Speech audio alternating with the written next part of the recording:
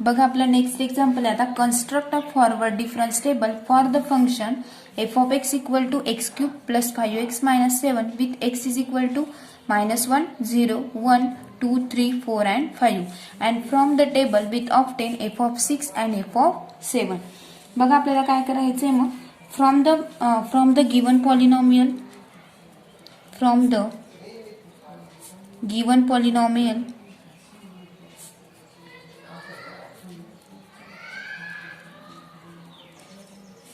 given polynomial f of x. मग we have आपल्याला first आता काय करायचं आहे आपल्याला व्हॅल्यू काढायचे आहेत बघा f of -1 आपल्याला फंक्शन किती दिलेले आहेत मग x चे व्हॅल्यू काय काय पुट करायला लावलेले आहे आपल्याला -1 0 1 2 3 4 and 5 आपण त्या पुट करून बघूया f of -1 जर आपण व्हॅल्यू टाकली म्हणजे या इक्वेशन मध्ये या f of x मध्ये काय टाकायचे आपल्याला x ची व्हॅल्यू -1 टाकायची म्हणजेच -1 क्यूब प्लस 5 into -1 minus 7 म्हणजेच is equal to -1 cube is equal to 1 minus 5 minus 7 म्हणजेच आपल्याला किती मिळेल -13 बघा म्हणजेच f of -1 किती मिळाला आपल्याला -13 मिळाला.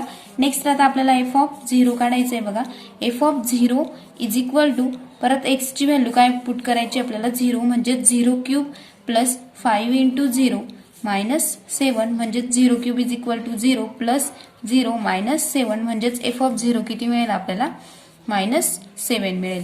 नेक्स्ट आपल्याला काय काढायचं आता f of 1 ची पुट करायची x ची व्हॅल्यू 1 पुट करूया आता आपण 1 क्यूब प्लस 5 into 1 minus 7 म्हणजेच is equal to 1 plus 5 minus 7 6 minus 7 is equal to आपल्याला f of 1 is equal to किती व्हॅल्यू मिळेल -1 या पद्धतीने आपल्याला f of 5 पर्यंत काढून घ्यायचे बघा.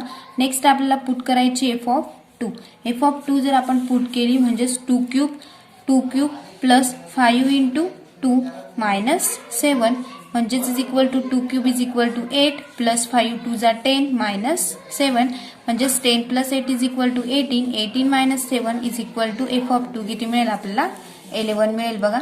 नेक्स्ट आता f of 2 नंतर आपल्याला f of 3 ची व्हॅल्यू पुट करायची f of 3 is equal to x ची व्हॅल्यू 3 पुट करायची 3 क्यूब प्लस 5 into 3 minus 7 म्हणजेच 3 cube is equal to 27 plus 5 3 जा 15 minus 7 is equal to 27 plus जर आपण 27 प्लस 15 जर केलं तर किती येईल मग 42 minus 7 इज इक्वल टू किती व्हॅल्यू मिळेल आपल्याला 35. नेक्स्ट आपल्याला f of 4 काढायचं आहे बघा f of 4 is equal to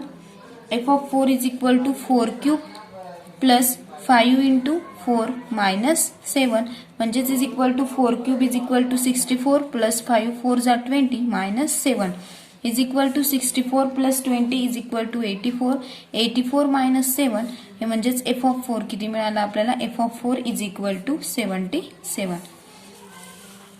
next आता आपल्याला f of 5 काढायचं आहे बघा f of 5 is equal to 5 cube plus 5 into 5 minus 7 म्हणजेच is equal to 5 cube is equal to 125 plus 5 5 जा 25 minus 7 म्हणजेच is equal to 125 plus 25 is equal to 150 minus 7 is equal to किती मिळाला आपल्याला 142.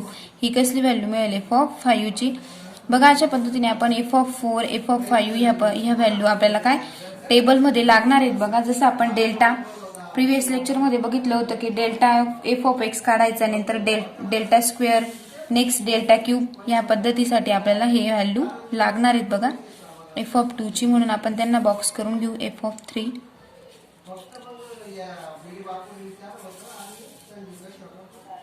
Next f of 1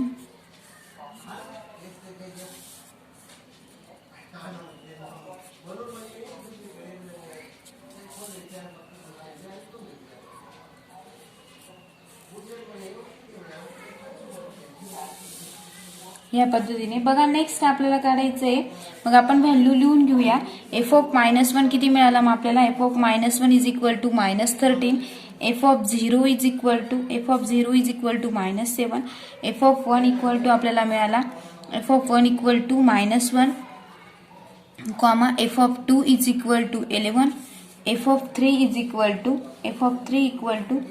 35, f of 4 is equal to 77, and f of 5 is equal to 143. Sorry 143 येईल इकडे. Next मग आपल्याला let F of 6 and F of 6 दिलाय बघा. F of 6 equal to आपण ए मानूया. एफ ऑफ 6 आणि एफ ऑफ 7 पण काढायचं आपल्याला. मग एफ ऑफ 6 ला आपण ए मानून घेतलं अँड एफ ऑफ 7 ला काय मानू आपण बी. नेक्स्ट म्हणजे forward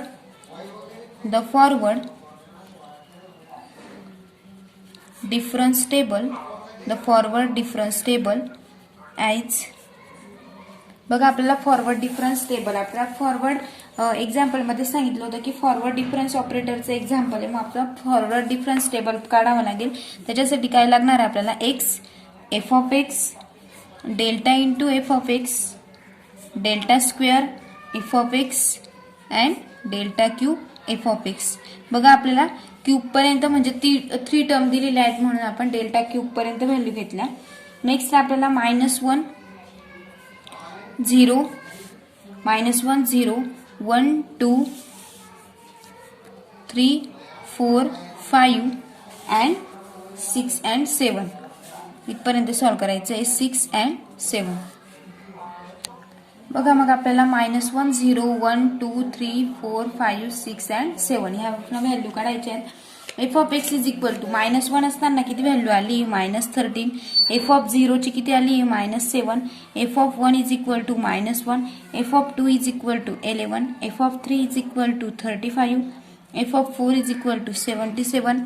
F of 5 is equal to 143 and F of 6 ला काय मानलंय आपण ए आणि एफ ऑफ 7 ला बी. या पद्धतीने व्हॅल्यू या पुट करून घेतला. आता आपण डेल्टा एफ ऑफ एक्स मध्ये काय करतो एफ ऑफ म्हणजे value F of 0 minus F of -1 म्हणजे याच्यामधूनही सबस्ट्रॅक्ट करतो. बघा आपण शिकलेलो आहे फॉरवर्ड डिफरन्स ऑपरेटर किंवा बॅकवर्ड मध्ये पण सेम करायचे. -7 -13 इज इक्वल टू किती मिळेल आपल्याला 6. -1 -6 is equal to 6. 11 -1 is equal to किती मिळेल आपल्याला 12. Next 35 -11 is equal to 24. Next 77 -35 is equal to 42 and 143 -77 is equal to 66 and A मधून 143 म्हणजे ए -143 अँड बी ए. ह्या पद्धतीने आपण हा बॉक्स काढला बघा. डेल्टा एफ ऑफ एक्स लक्षात ठेवायचं आहे. याच्यामधून हे सबस्ट्रॅक्ट केलेलं आहे आपण. ह्या टर्म मधून ही सबस्ट्रॅक्ट करायची, ह्या टर्म मधून ही सबस्ट्रॅक्ट करायची. या पद्धतीने आपण केलेलं आहे. नेक्स्ट आता बघा delta square F of X 6 - 6 equal to 0. 12 - 6 is equal to 6. 12 - 6 is equal to 6. 24 - 12 is equal to 12 and 42 minus 24 is equal to 18. 66 minus 42 is equal to 24 and a minus 143 minus 66 is equal to किती मिळेल आपल्याला a minus 209 and b minus a minus 143 is equal to काय मिळेल मग b minus 2a plus 143. ह्या पद्धतीने बघा. मग a minus 43 तर आपल्याला आलेला होता a minus 143 minus 66 कसं सॉल्व्ह करायचा मग याच्यामधून ही टर्म. तर a minus 43 बघा म्हणजेच a minus 143 minus 66 is equal to काय मिळेल आपल्याला a ची टर्म काढायची म्हणजेच a इज इक्वल टू हा 66 आपण इकडे घेतला, हा मायनस इकडे त्यांना काय झाला 143 म्हणजेच ए ची व्हॅल्यू किती मिळेल मग 66 प्लस 143. ए मायनस होता म्हणून ए मायनस अँड यांची जर ऍडिशन केली तर किती मिळेल a minus 209. ह्या पद्धतीने हा आपण काढलेला आहे. And next b minus a minus of a minus 143 he term कशी काढली मग याच्यामधून हे सबस्ट्रॅक्ट केलं तर ही टर्म मिळाली ना आपल्याला. तर ती कशी सॉल्व्ह करायची बघा.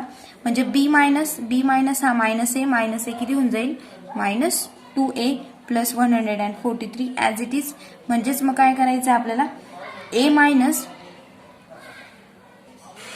म्हणजेच आपल्याला मिळालं बघा बी मायनस ट्वाइस ए प्लस, फक्त इकडे काय करायचं आहे मायनस ए मायनस 2a प्लस 143. या पद्धतीनेच हे पण सॉल्व्ह करायचं आहे बघा. 6 मायनस 0 इज इक्वल टू 6 मिळणार आहे. 6 minus 0 is equal to 6. 12 minus 6 is equal to 6. 18 minus 12 is equal to 6. 24 minus 18 is equal to 6. A minus 209 minus 24 ह्या पद्धतीने सॉल्व्ह करून घ्यायचं. ते काय मिळणार आहे आपल्याला ए मायनस 233.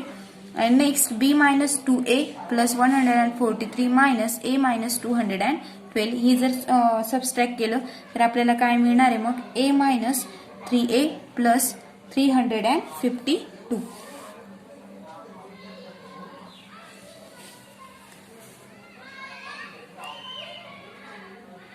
बघा या अशा पद्धतीने आपल्याला मिळणार आहे 352. बघा आता हा चार्ट आपला कंप्लीट झालेला. आता आपण नेक्स्ट बघूया. नेक्स्ट आहे बघा but third order difference of a third degree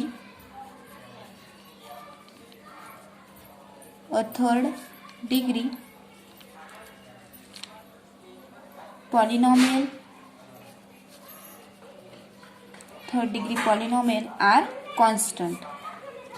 third degree polynomial कशी असेल मग कॉन्स्टंट असेल. बघा मग आपल्याला ए ची व्हॅल्यू काय मिळाली आहे a minus 233 is equal to काय घेतला आपण 6.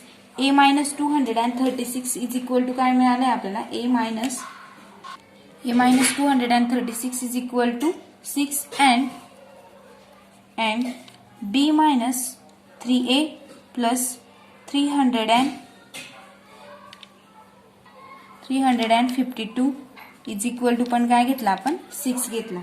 b मायनस 3a प्लस म्हणजे f(6) आणि f(7) च्या व्हॅल्यू लिहून घेतल्या. बघा नेक्स्ट डेल क्यूब मधल्या आपण नेक्स्ट ए ची व्हॅल्यू काय मिळेल इथं a is equal to a minus 233 इकडे काय त्यांना प्लस होऊन जाईल प्लस 6 म्हणजेच ए इज इक्वल टू किती मिळेल 239. ही आपल्याला कशाची व्हॅल्यू मिळेल ए ची व्हॅल्यू मिळेल. बघा ए आपल्याला काढायचं होता. बघा मग बी ची काय मिळेल आपल्याला b minus 3a plus 352 is equal to 6 दिलाय. आपण हे पण सॉल्व्ह करून घेऊ. बी मायनस 3 इंटू ए ची व्हॅल्यू पुट करून घ्यायची. किती आली ती 239 प्लस 352 इज इक्वल टू 6. म्हणजेच बी मायनस हे जर मल्टिप्लिकेशन केलं तर आपल्याला काय मिळणार आहे 717 plus 352 is equal to 6.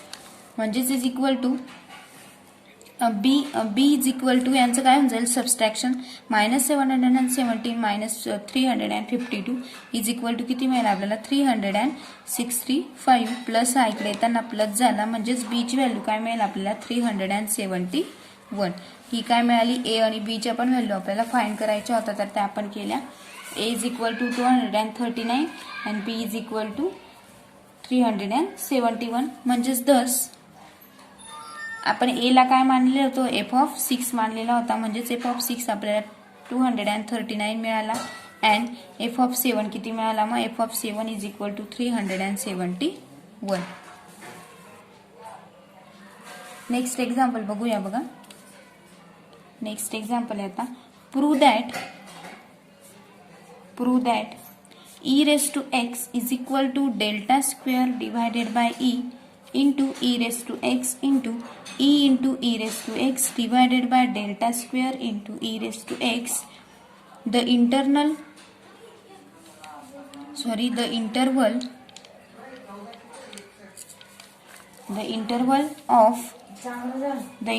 of differentiating the interval of differencing being unity. बघा मग हे पण एक्झाम्पल सॉल्व्ह करूया. सोल्युशन we know that बघा आपल्याला माहिती आहे e into F of X is equal to काय असेल f of x plus 1. E into F of X is equal to F of X plus 1 म्हणजेच is equal to therefore E into E raise to X दिलाय बघा आपल्याला. E raise to x म्हणजेच is equal to काय मिळेल मग E raise to x plus 1 and delta square E raise to x is equal to delta into बघा delta आपण ब्रॅकेटच्या बाहेर काढून घेतला, मग ब्रॅकेटमध्ये काय शिल्लक राहील आपलं delta into E raise to x म्हणजेच is equal to delta into E raise to x म्हणजे काय लिहिलं आपण e raise to delta into E raise to x plus 1 minus E raise to x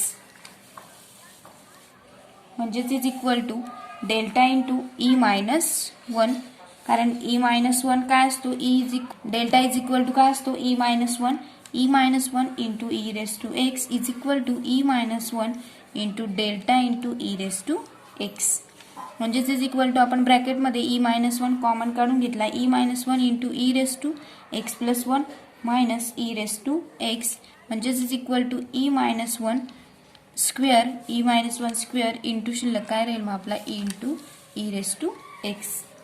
and आपल्याला next find करायचं आहे बघा. And आपल्याला डेल्टा स्क्वेअर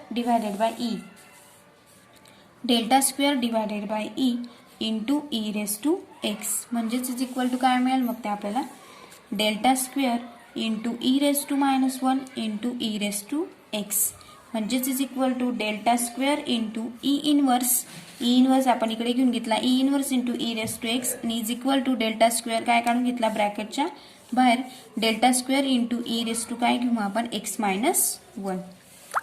नेक्स्ट म्हणजेच इज इक्वल टू आपल्याला मिळेल is equal to delta into E raise to x minus 1 म्हणजेच is equal to delta into E raise to x minus 1 म्हणजे आपण कसं लिहू शकतो तर E raise to x minus E raise to x minus 1 म्हणजेच इज इक्वल टू बघा delta into E raise to x separate करतोय आपण delta into E raise to x minus delta into E raise to x minus 1 म्हणजेच is equal to e raise to x plus 1 minus E raise to x minus E raise to x plus e raise to x minus 1 म्हणजेच is equal to आपण e raise to x ब्रॅकेटच्या बाहेर काढून घेऊ e minus 2 plus 1 upon e म्हणजेच is equal to आपल्याला मिळेल हा फॉर्म्युला काय तयार होईल मग e minus 1 bracket square divided by e into काय e raise to x as it is.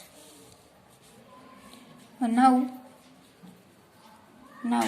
Delta square divided by e into E raise to x into E raise to x divided by delta square into E raise to x is equal to आपल्याला काय मिळालं मग e minus 1 bracket square into E raise to x divided by e into वरती आपल्याला मिळालं आहे की into E raise to x plus 1 divided by e raise to e minus 1 bracket square into E raise to x म्हणजेच is equal to काय शिल्लक राहील मग ई रेस टू एक्स.